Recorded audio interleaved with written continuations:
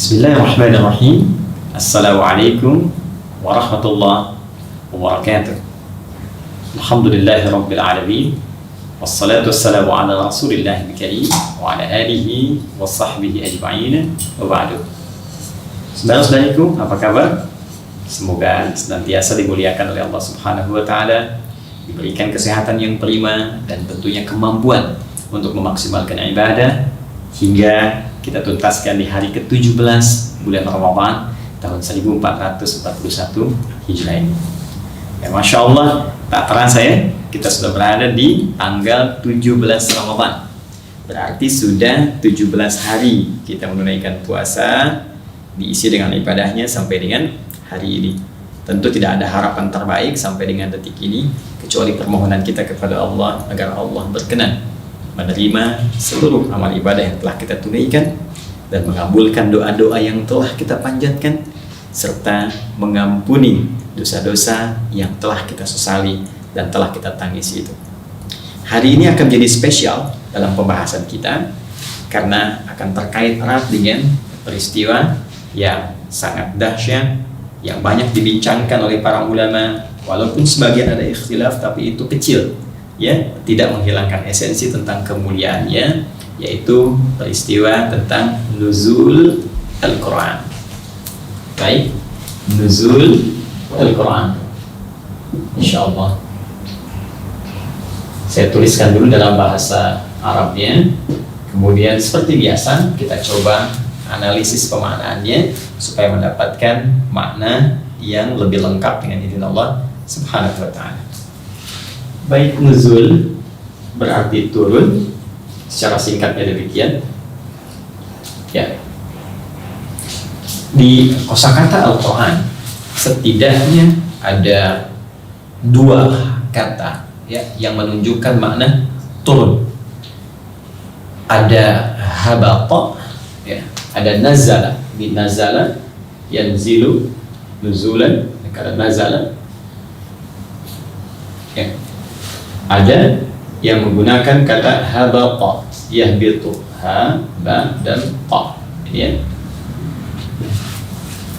Dua-duanya dimaknai dengan turun. Hanya secara singkat kita bisa bedakan. Jika habata itu bermakna turun secara fisikal untuk beraktivitas. Ya, jadi turun secara fisikal untuk beraktivitas, membangun aktivitas, membangun pekerjaan, ya, membangun kreasi dan seterusnya. Itu menggunakan kata habata. Dan menempat, ya, sifatnya menempat. Kita beri contoh, misal Nabi Adam alaihissalam ya beserta istri beliau tercinta ketika diperintahkan oleh Allah untuk turun ke bumi memulai aktivitasnya sebagai khalifah. Ya, karena hikmah penciptaan manusia saat Adam pertama diciptakan ya di Quran surah ke-15 ayat ke-28, wa idz qala rabbuka lil malaikati inni khaliqum basyara, saat awal diciptakan diberikan fungsi untuk menjadi khalifah di bumi. Quran surah kedua Al-Baqarah ayat ke-30, wa idz qala rabbuka lil malaikati inni ja'ilun fil ardi, bukan fis sama. Ya, ketika Allah infokan Rabbu Muhammad SAW kepada malaikat-malaikat pada saat itu dan sebagian kalangan jin bahwa Allah akan menugaskan khalifah yang beraktivitas di bumi, ya, fil ardi khalifah. Maka ketika setelah siap Adam alaihissalam, sebelumnya mendapatkan pelatihan di surga sementara sifatnya, ya, bersama istri tercinta, diperkenalkan nikmat-nikmat, diperkenalkan larangan yang harus ditinggalkan, diperkenalkan musuh abadinya yang berupa iblis menjelma menjadi setan. Ya, sudah tahu semuanya itu, sudah mengerti caranya, ya, kemudian sudah paham konsekuensi kalau mengikuti hukum Allah bagaimana, terpeleset karena godaan setan seperti apa, baru diperintahkan turun ke bumi. Ketika diperintahkan, kalimat yang menggunakan kata habata itu ditemukan diantaranya dalam Al-Quran surah kedua Al-Baqarah ayat 38. Ya, paling kanan sebelah atas di mushaf.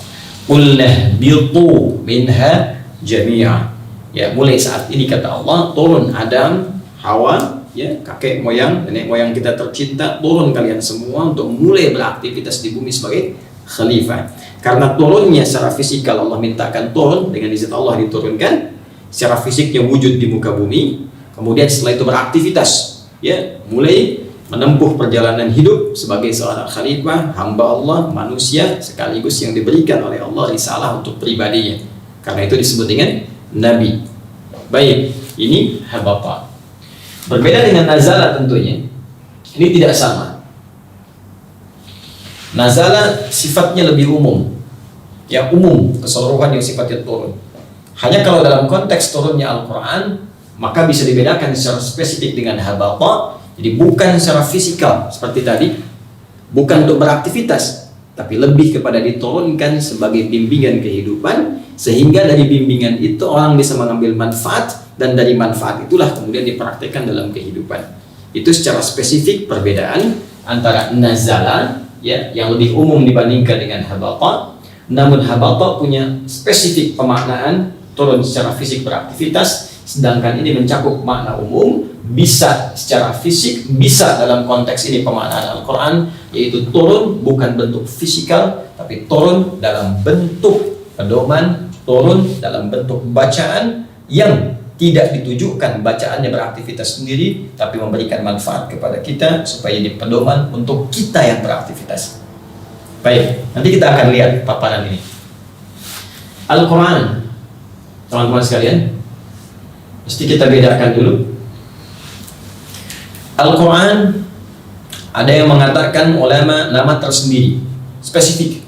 Karena itu menggunakan alif lam, at-ta'rif, untuk menunjukkan spesifik yang ini bukan yang lain. Nah, jadi ini menunjukkan firman Allah Subhanahu wa Ta'ala spesifik, beda dengan firman-firman yang lain yang sebelumnya, ya, beda dengan karya-karya bacaan-bacaan makhluk yang tidak mungkin disamakan dengan firman Allah Subhanahu wa Ta'ala. Ya, beda kemuliaannya, beda keutamaannya. Karena itu disebutkan langsung dengan alif lam menunjuk spesifikasinya. Al-Quran menunjuk pada firman Allah Subhanahu wa Ta'ala, dari mulai Al-Fatihah sampai dengan An-Nas yang diturunkan kepada Nabi Muhammad SAW melalui malaikat Jibril, dan beribadah saat kita membaca, berinteraksi dan mengamalkannya. Baik, teman-teman sekalian, ini Al-Quran. Ada yang menyebut juga dari kata qiraah, ya, akar kata utamanya al-qur'u atau qur'un, ya, berarti bunyi yang didengar. Jadi kalau terdengar bunyi, terdengar, nah dia itu qur'un. Kalau diaduk keluar itu qur'ah, ya. Nah, kalau sengaja diperdengarkan bisa Bismillahirrahmanirrahim, jadi qiraah, ya, jadi qiraah seperti ini. Baik, kalau kita terus perdengarkan tanpa bosan, berkali-kali tanpa henti, maka dirubah menjadi sifat mubalaghah, bentuk superlatif, dari qiraah menjadi Quran, seperti ghufran, ya. Baik, superlatif bentuknya, dibaca terus, baca terus tanpa henti. Hanya kalau kita ingin menunjuk yang ini bukan yang lain, keistimewaannya spesifik, beda dengan bacaan-bacaan biasa. Walaupun yang lain bisa dibaca sekali, 2 kali, 3 kali, bisa bosan. Tapi yang ini tidak, dibaca berkali-kali, gak pernah bosan. Sifatnya spesifik, keutamaannya istimewa. Maka tunjukkan dengan alif lam untuk menunjuk perbedaannya. Al, ya, jadi ma'rifah. Yang ini bukan yang lain. Mirip-mirip dengan ini, tapi ini menunjuk kepada akar kata. Kalau yang ini nama tersendiri, ismun. Kalau yang ini musamma, terambil dari urutan-urutan akar katanya. Maka seakan-akan penamaan Al-Quran ingin memberikan pesan bahwa pertama, Al-Quran adalah firman yang mengandung mukjizat, akan terus dibacakan tanpa bosan. Dan ini terbukti. Silakan Anda cek. Ya, orang Islam sampai sekarang berapa usianya? Dari sejak balik, bahkan sebelum balik dia sudah baca Al-Quran sehari 17 kali. Pasti itu. Kalau Anda baca sehari 16 kali, berarti sholat subuhnya cuma 1 rakaat. Ya, karena sehari kita sholat 17 rakaat, bukankah setiap rakaatnya Al-Fatihah dibaca? Siapa yang bosan baca Al-Fatihah sampai sekarang? Bukankah Al-Fatihah Al-Quran? Nggak ada orang bosan, nggak ada orang pusing baca Al-Fatihah. Yang ada sakit baca Al-Fatihah bisa sembuh. Karena itu disebut dengan Asy-Syafi, okay? Yang menyembuhkan dengan izin Allah Subhanahu wa Ta'ala. Ya, baik. Sekarang kembalikan ke sini. Pokok bahasannya adalah, jika kita kembalikan ke sini, maka yang disebut dengan Al-Quran kalau mengambil kepada aspek suara, maka itu yang disebut bunyi atau suaranya, firman dalam bentuk bunyinya. Ya, alhamdulillahi rabbil alamin arrahmanir rahim. Nah, itu suara, bunyi yang terdengar. Jadi yang dimaksud Al-Qur'an ketika dilafadzkan bunyinya. Kalau dituliskan dalam bentuk di antara dua jilid, isinya semua firman Allah Subhanahu wa taala dituliskan, tutup di antara dua jilid, maka dinamakan dengan mushaf namanya. Ya, mushaf. Jelas? Kalau kita baca dari awal sampai akhir, sempurna, susunannya sempurna, rapi, bagus, tidak ada aibnya, bunyinya bagus, maknanya sempurna, indah. Begitu diamalkan, bimbingannya jelas semuanya. Ya, runtutannya bagus, termasuk di mushafnya. Ya, tidak ada yang keliru. Satu titik bisa keliru, bisa ketahuan, salah, perbaiki. Sempurna dari awal sampai akhir. Susunannya yang sempurna itu, petunjuk yang jelasnya disebut dengan kitab namanya. Yang tersusun secara sempurna. Ya.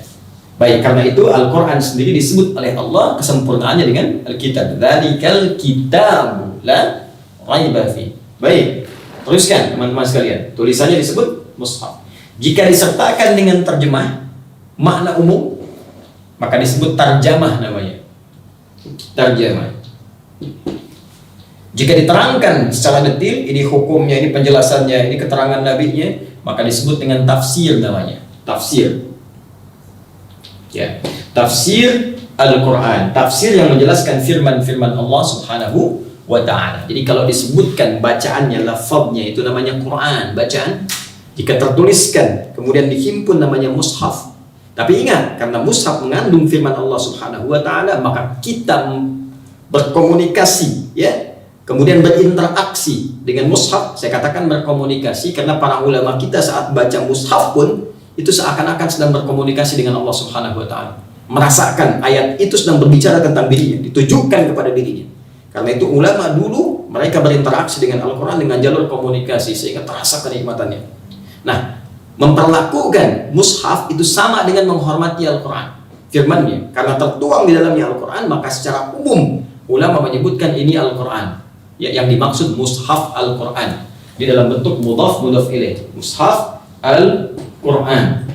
Ya, jelas ya? Jadi kadang-kadang disingkat dengan nama mushaf atau menyingkat dengan Al-Quran. Mana Al-Qurannya? Ini yang dimaksudkan mushaf. Hanya penghormatan kita terhadap mushaf dan perlakuan kita adalah penghormatan dan perlakuan terhadap Al-Quran. Maka jangan sembarangan dibawa misalnya mushaf ke toilet, mushaf ke tempat-tempat kotor dan sebagainya.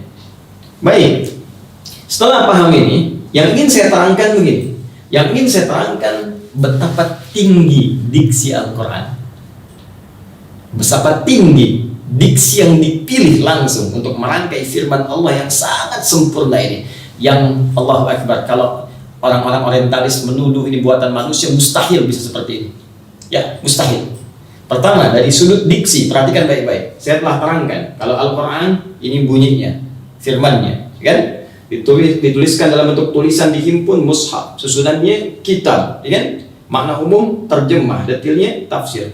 Perhatikan ketika Allah menyampaikan bahwa diturunkan kepada Nabi Muhammad firman itu, yang dipilih oleh Allah kalimatnya Al-Quran. Kapan diturunkan? Ramadan. Quran surah kedua ayat 185. Perhatikan firman Allah, Syahrul Ramadan alladzi unzila fihil Quran. Di bulan Ramadan yang sangat mulia itu, yang diwajibkan kita berpuasa, diturunkanlah Al-Quran kepada Nabi Muhammad sallallahu alaihi wasallam. Jika yang Allah katakan unzila fihi al-mushaf, maka bentuknya tulisan. Langsung. Ya? Ini yang saya ingin maksudkan. Jelas? Tapi ketika disampaikan Al-Quran yang turun firmannya, ya, yang turun kalimat-kalimatnya, dan dahsyatnya kalimat itu bisa disimpan, dimasukkan dalam jiwa kita untuk dihafalkan, sehingga tanpa mushaf pun ini bisa dibawa dalam kehidupan kita.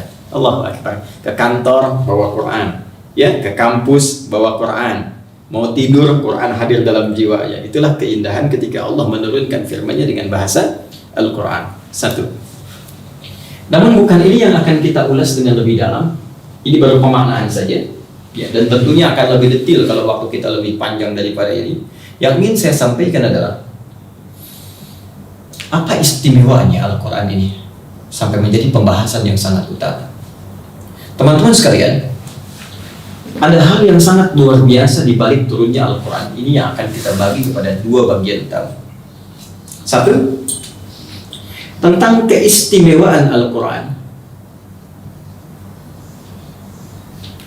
yang langsung diberikan isyarat oleh Allah Subhanahu wa Ta'ala, saking istimewa dan agungnya tidak diturunkan oleh Allah Al-Quran ini kecuali bersanding dengan semua hal yang juga istimewa.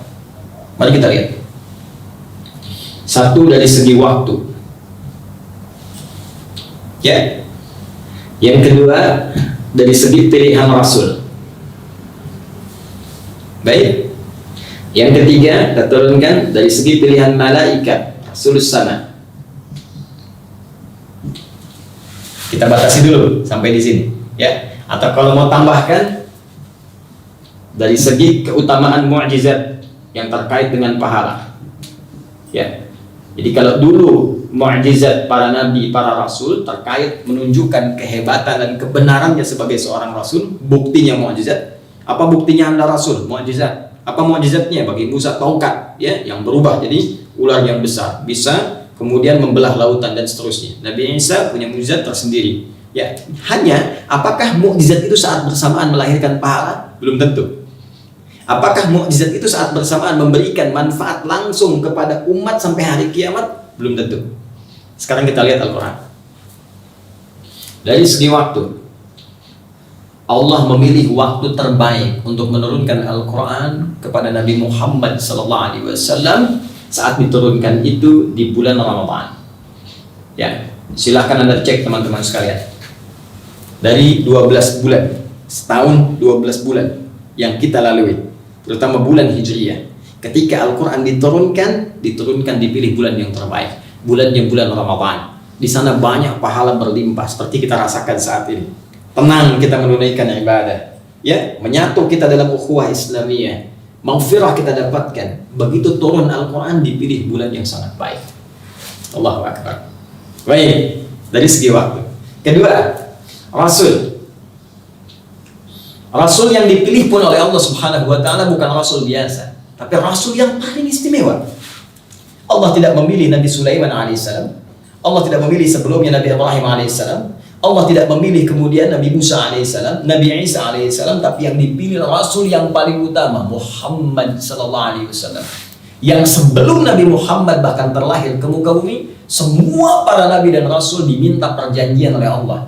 Ditampakkan tanda-tanda kenabian Muhammad SAW dan diambil perjanjian dengan semua Rasul, diambil perjanjian dengan semua Rasul untuk membaiat Nabi jikalau Nabi Muhammad kemudian terlahir di masa mereka, dan diminta untuk ikut syariat Muhammad SAW bahkan menolong dakwahnya.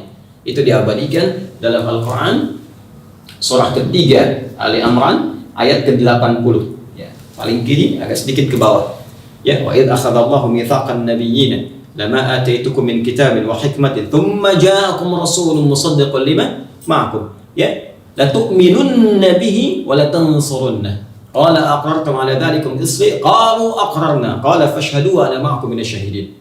Ya, kata Allah, dan ingatlah ketika Allah mengambil perjanjian dengan semua nabi yang bertugas di muka bumi, ya, ketika diberikan kepada mereka kitab khusus, hikmah ilmu, ya, hikmah kebijakan, hikmah amal-amal soleh jadi teladan untuk umatnya, sampai diambil perjanjian ketika datang nanti satu orang Rasul yang spesial, seorang Rasul yang utama yang akan membenarkan risalah kalian, dan dia membawa syariat nanti. Kata Allah, kalian harus beriman kepadanya, ikut syariatnya, tolong dia dalam dakwahnya. Apakah kalian mau menyaksikan itu? Komitmen dengan saya? Mereka berkata, kami berkomitmen ya Allah, kami bersaksi.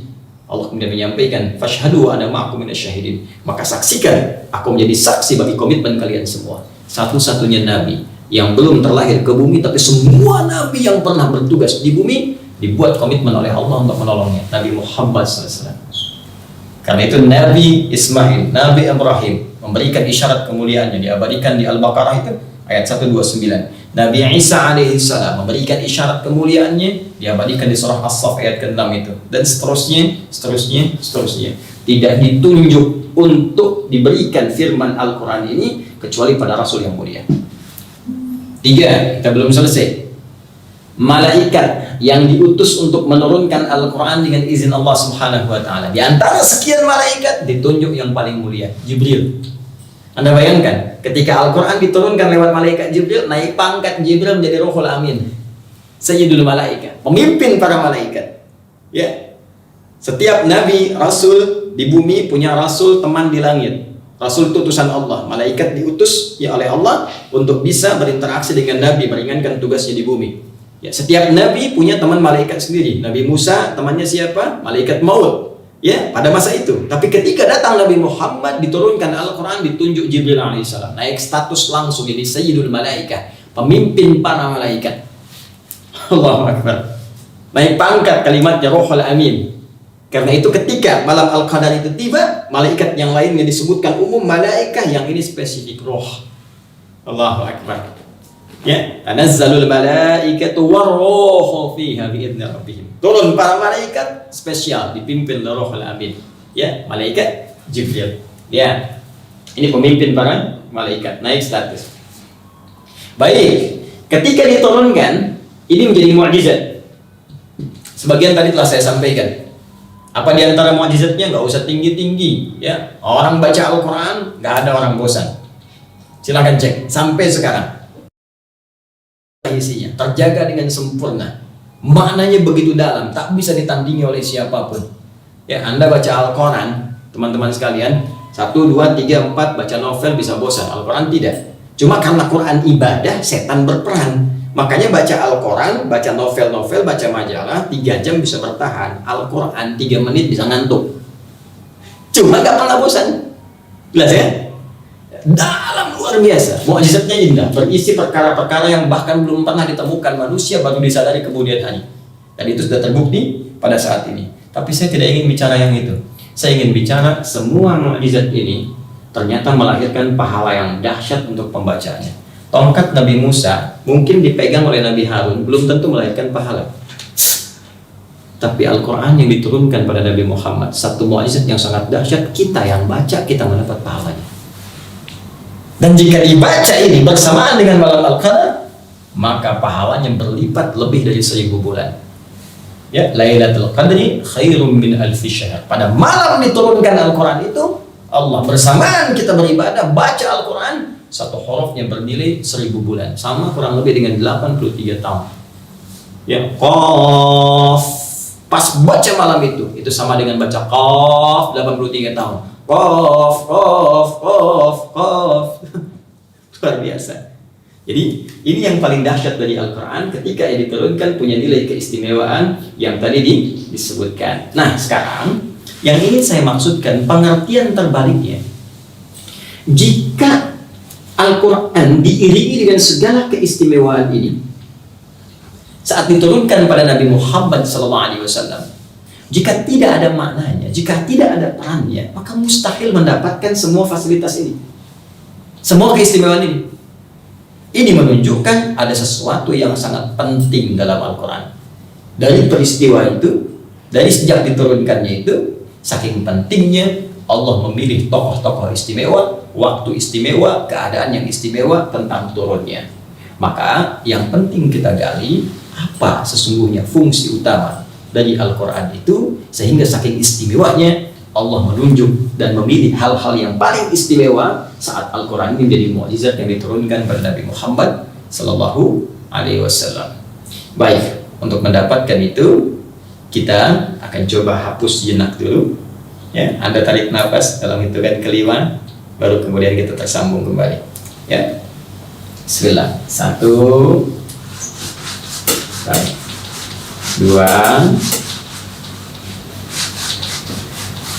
3, 4, 5. Baik. Saya akan agak pelankan lagi supaya kita bisa lebih fokus. Teman-teman, tadi kita telah bicara tentang makna. Kemudian yang kedua, tentang keistimewaan. Dan sekarang yang terakhir, kita ingin bicara tentang fungsi Al-Quran. Saking istimewanya fungsi ini, sampai Allah memilih perangkat yang paling spesial dalam turunnya Al-Quran. Apa fungsinya? Karena mustahil ada sesuatu yang istimewa tidak dilekatkan dengan fasilitas-fasilitas yang bagus. Bukankah kelas VIP atau VVIP tempatnya tempat yang bagus, diiringi oleh orang-orang terbaik, dikawal dengan orang-orang yang paling spesial? Mustahil ada semua fasilitas itu kecuali menunjuk keutamaannya. Sekarang, apa fungsi Al-Quran yang paling utama? Yang dengan fungsi itu turun semua keistimewaan tadi. Kita lihat uraian ini, Quran surah kedua ayat 185. Kita teruskan, dan ini paketnya satu kesatuan dengan paket Ramadan. Allah berfirman, Syahrul Ramadan alladzi unzila fihil Quran. Di bulan Ramadan itu yang kita diwajibkan puasa pada saat itu, diturunkanlah Al-Quran. Ayatnya belum selesai. Hudal linnas. Adapun fungsi dari turunnya Al-Quran itu kata Allah, hudal linnas. Hudal linnas. Sebagai pedoman hidup untuk semua manusia tanpa kecuali sejak ia diturunkan. Dari sejak periode Nabi SAW sampai kehidupan berakhir. Ya, siapa yang ingin hidupnya mendapatkan petunjuk pedoman langsung dari pencipta kehidupan, maka sumbernya ditemukan dalam Al-Quran. Hudan itu maknanya bisa luas. Kalau teman-teman ikuti kajian tafsir kami di mingguan, ya, setiap malam Jumat itu pekanan, ya, Anda bisa membahas dengan tuntas dan menyimak itu semua. Ini bisa berarti petunjuk yang memudahkan pada sesuatu. Ini bisa berarti jalan menuju kesuksesan. Ini bisa berarti pedoman untuk meningkatkan motivasi dalam ibadah. Ya. Ini bisa berarti kemudahan yang dihadirkan saat kita ingin mengatasi kesulitan. Kita bisa katakan solusi dari setiap persoalan. Demikian diantara makna-makna terkait dengan hudan. Petunjuk, sukses, motivasi meningkatkan ibadah, solusi dari setiap persoalan. Jadi secara singkat, ternyata isi Al-Quran itu dari Al-Fatihah sampai dengan An-Nas itu bukan bacaan biasa. Walaupun memang kita diminta untuk membaca, karena untuk tahu isi sebuah pedoman, isi sebuah petunjuk, mustahil kalau nggak baca. Anda beli kulkas, ingin tahu bagaimana cara mengoperasikannya, bukankah Anda lihat petunjuknya, pedomannya? Kalau Anda nggak bisa baca, Anda nggak bisa operasikan kulkasnya. Anda nggak bisa operasikan dan nggak bisa ketahui apa fungsinya. Karena itu Anda belajar baca dulu, sudah bisa baca, bukan bacaannya yang utama. Yang utama itu memahami petunjuknya. Hanya karena ini Al-Quran punya keistimewaan, tadi saya sampaikan, baca pun dapat pahala.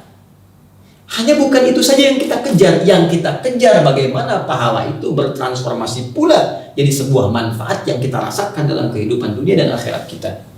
Itulah yang paling utama kata Al-Quran. Ternyata isi Al-Fatihah sampai An-Nas itu bukan sekedar ingin dibaca, walaupun ada pahala di situ. Tapi yang harus kita lakukan, ini nih isi hidup kita ada di sini. Petunjuknya di sini. Yang harus kita kerjakan, keluarkan petunjuk itu, bawa dalam kehidupan kita. Ya, ketika punya masalah ini, solusinya apa? Dan kalau kita teliti dengan baik, Allahu Akbar, semua ada di Quran. Jadi sebelum lahir sampai kita wafat, sampai kembali kepada Allah, semua petunjuknya komplit. Bahkan pernah saya bacakan dulu di kesempatan yang lalu-lalu, ya, semenjak dalam kandungan ibunda kita, bagaimana kita ingin tahu keadaannya, ya, dijelaskan bisa di Quran surah ke-22 ayat yang ke-5, ya, sampai usia 4 bulan kandungan terjadi komitmen dengan Allah di Quran surah ke-7 ayat 172. Kemudian berdoa, ya, masa-masa menjelang persalinan di Quran surah ke-7 ayat 189. Kemudian terlahir, bagaimana tugasnya untuk bisa ibu fokus kepada ASI, berapa lama diberikan, ayah fokusnya apa di Quran surah kedua ayat 233, ya, sampai menjelang dini, ya, menjelang balik diberikan pendidikan utama dari sejak awal, Quran surah ke-31 misalnya, kan, dari ayat ke-13 sampai dengan 19.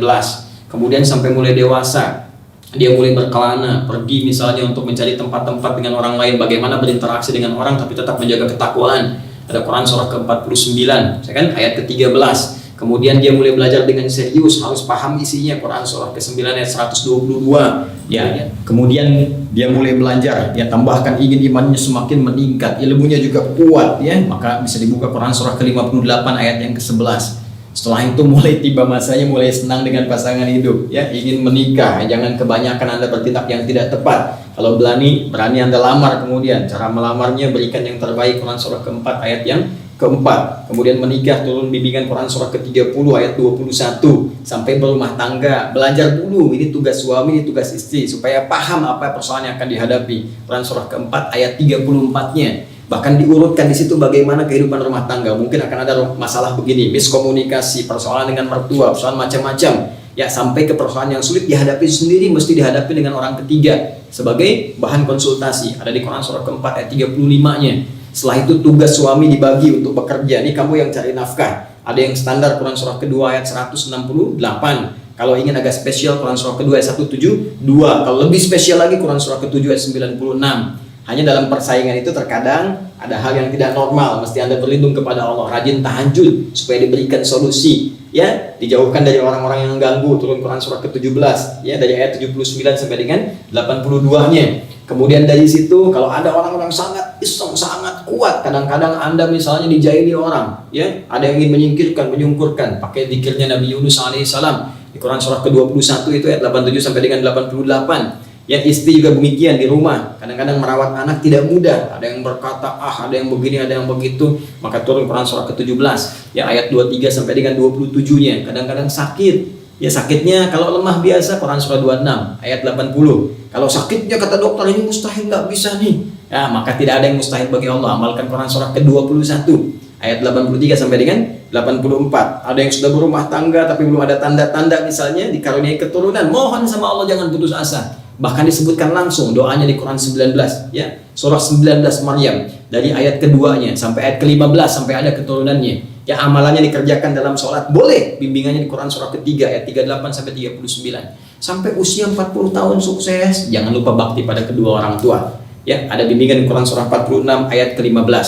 Kalau harta sedang cukup banyak, bagus, di situ Anda keluarkan untuk bisa berzakat. Ya, turunannya di Quran surah ke-9 ayat 103. Kemudian diperintahkan diberikan ke dalam 8 golongan. Quran surah 9 ayat ke-60. Tambah dengan infak, Quran surah kedua ayat 215. Ya, supaya apa? Ketika Anda bersyukur, maka kemudian Allah akan bertambahkan lagi nikmatnya. Tambah. Quran surah ke-14 ayat yang ke-7. Kemudian teman-teman sekalian, kalau sedang ditimpa oleh persoalan, dipetakan langsung oleh Allah. Nih, bisa kecil, bisa menengah, bisa besar. Quran surah kedua ayat 214. Rinciannya Quran surah kedua ayat 155 sampai 157. Bahkan solusinya diturunkan lagi Quran surah ketiga ayat 142, dan diminta kita bersabar menghadapinya. Sampai kita menjelang sepuh. Jangan merasa hidup selamanya. Pasti akan tiba datang maut menjemput kita untuk pulang. Quran surah ketiga ayat 185, bagaimana caranya pulang dengan tenang. Yang bawa maut namanya malakul maut. Quran surah ke-32 ayat 11. Sampai kemudian diminta kita supaya pulang dengan tenang, panggilannya enak, pulangnya nyaman, dalam keadaan yang teduh. Quran surah 89 ayat 27 sampai 30. Sampai sebelum tiba di alam kubur pun dibuka situasi alam kuburnya kalau orang beramal soleh. Quran surah ke-3 misalnya Ali Imran ayat 169 sampai 172. Ya, secara singkat sampai kiamat terjadi, turun surahnya surah kiamat. Al-Qiyamah, ya, surah ke-75. Sampai hari hisab pun, sampai surganya dipresentasikan. Surga untuk orang-orang yang soleh, dekat dengan Nabi sallallahu alaihi wasallam, selevel dengan orang-orang yang jujur, bertemu dengan para syuhada. Itu ada di Quran surah ke-4 ayat ke-69. Ya, surga yang di taman surga. Quran surah ke-51, amalannya ayat 15 sampai dengan ayat ke-23. Ya, Quran yang menyampaikan kepada kita surga yang seluas langit dan bumi. Ada di Quran surah ketiga, amalannya ayat 133 sampai 134. Sampai surga yang dibilang standar tapi kenikmatannya luar biasa. Quran surah kedua ayat ke-25. Ada semua. Itu baru saya sebutkan yang surga-surga. Yang enggak serius, neraka. Ya, orang munafik, orang-orang ingkar masuk neraka. Yang tinggi jahanam. Quran surah keempat ayat 140. Yang biasa aja itu ketika dicelupkan, sekali celup angkat hancur semua. Ya, satu harinya 1000 tahun, satu detiknya 48 hari. Quran surah keempat ayat 56. Ada semua. Jadi Quran itu solusi. Quran itu inspirasi. Quran itu sumber, bukan sekedar hukum, tapi jalan menuju kesuksesan, jalan menuju kebahagiaan, solusi dari setiap persoalan. Ini yang menjadikan Allah memberikan gambaran kepada kita supaya kita nggak ada ragu lagi.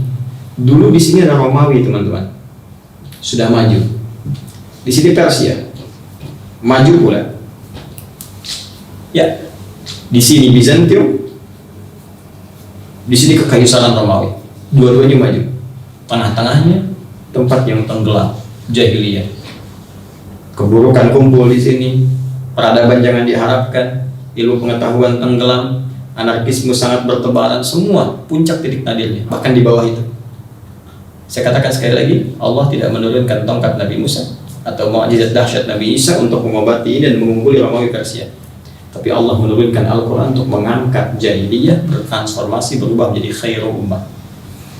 Tiba-tiba dengan Al-Quran mereka jadi umat yang bisa mengalahkan Romawi, mengungguli Persia. Tumbuh bikin peradaban. Biasanya peradabannya itu disebutkan dengan peradaban daerah, kota, tempat. Ya kan? Yunani, peradaban Yunani. Mesir, peradaban Mesir. Peradaban Mesir kuno, Yunani, Babilonia. Tapi ini menarik. Bukankah yang punya peradaban dulu dari Arab, tapi nggak pernah ada sampai sekarang peradaban Arab? Yang ada peradaban Islam. Peradaban Islam di Spanyol, peradaban Islam di Irak, peradaban Islam di wilayah Arab, Persia, dan sebagainya. Dari mana sumbernya? Al-Quran. Maka dari itu, saya ingin mengajak kepada kita semua untuk memosisikan Al-Quran bukan sekadar bacaan biasa, tapi sebagai pedoman hidup kita. Cara menurutkannya secara singkat, keluarkan sesuai dengan passion dan kebutuhan kita. Yang paling pokok apa? Maaf sekali, kita sebagai seorang ayah, ada seorang ibu, ada anak-anak. Kenapa dari sekarang tidak kita turunkan untuk tilawah? Persiapan i'tikaf misalnya. Ayat-ayat yang berhubungan dengan tugas ayah, tugas suami, kewajiban, haknya. Kemudian ayat-ayat tentang istri, tilawahi. Renungkan dan coba amalkan. Pasti akan terasa perbedaannya dalam kehidupan. Ayat-ayat tentang anak, apa kewajibannya, apa haknya. Kemudian praktikkan. Pasti akan terasa kenikmatannya. Ayat-ayat lain lagi, keluarkan semuanya, gali dengan baik. Ya, tentang pekerjaan, tentang rezeki, tentang ini, tentang itu. Mungkin masalah kita ini belum pernah tuntas, padahal benar sudah berlimpah. Bukan karena kita kurang hebat, kita kurang belajar petunjuk dari yang tepat. Maka dari itu, saya mengajak pada diri saya dan kita semua, mari kita gunakan ya hari-hari yang tersisa dari Ramadan kita yang sangat kita cintai, yang sangat kita dambakan ini, yang sangat kita tunggu-tunggu dari dulu untuk mengefektifkan interaksi kita dengan Al-Quran, sehingga para ulama menyebut bulan ini dengan bulan Al-Quran. Jadikan sisanya untuk mengeluarkan petunjuk-petunjuk ini setidaknya yang sesuai dengan kebutuhan kita. Kemudian praktekkan dan pasti akan terasa bedanya, bedakan rasanya, dan Anda akan rasakan bagaimana perbedaannya dengan hari-hari sebelumnya. Jadi poinnya. Nah, ada yang paling menarik dengan turunnya Al-Quran ini. Jika kita mampu mengoptimalkan itu semua, maka saat bersamaan kita bisa mendapatkan kemuliaan lebih daripada 1000 bulan. Kapan waktunya? Seperti apa peristiwanya? Bagaimana kaitannya dengan proses nuzul Al-Quran? Apakah turun sekaligus pada Nabi? Atau turun berangsur-angsur? Apa yang disebut nuzul Al-Quran? Apa kaitan dengan yang istimewa tadi? Insya Allah itu akan kita uraikan dalam edisi Aku Suka esok hari di hari ke-18 Ramadan 1441 Hijrah. Saya kira ini yang bisa disampaikan menjelang kita berbuka. Semoga Allah menerima siam kita dan seluruh ibadah kita, dan melembutkan hati kita untuk bertobat di hadapan Allah dan meningkatkan amal saleh sebelum berpulang kepada Allah Subhanahu wa taala. Subhanakallahumma wa bihamdika asyhadu an la ilaha illa anta astaghfiruka wa atubu ilaik. Wa akhiru da'wana alhamdulillahi rabbil alamin. Assalamualaikum warahmatullahi wabarakatuh.